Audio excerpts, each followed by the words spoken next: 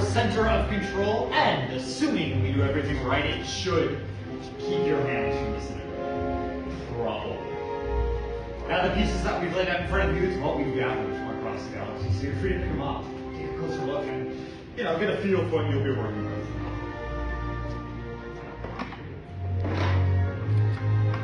I know they can be kind of confusing though, so why don't we explore them together? Starting in the far left, that is your chassis, the home of your kyber crystal.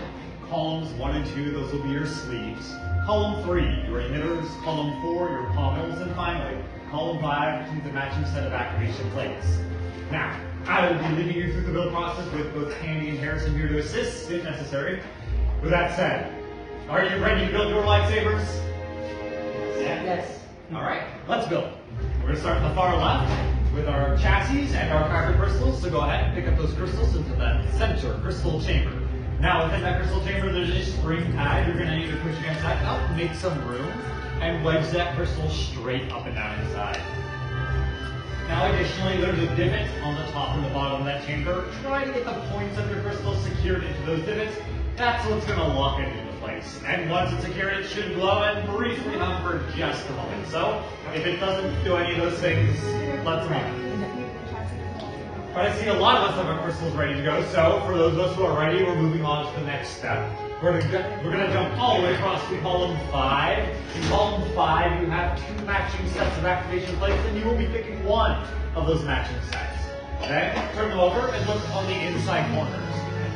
You will see one has a red square, the other a blue rectangle. And if you look back to your chassis, you should find a similar red square, blue rectangle. It's like a puzzle. We'll be matching red square exactly on top of red square, blue rectangle exactly on top of blue rectangle. If you do it right, they should just snap in place. And once they're secured, go ahead, activate your hilt. It doesn't actually activate, we have to stabilize it, but you should hear that initial misfire noise, which is extremely important to hear anytime you slide that switch up. So if that ever doesn't happen, something's wrong. But for those of us who are ready to move on, we're going to go back across to columns 1 and 2. Columns 1 and 2 have 4 sleeves for you to choose from, and you get to pick any 2 of these. It does not matter which 2 of these sleeves you pick. What does matter though is the direction you assemble them. If I can have your attention up here for just a moment, you'll notice at the end of every single sleeve there's a raised prominent band. On my set it is copper, on others it will be silver. That raised band always has to go on first and touch your center activation plates.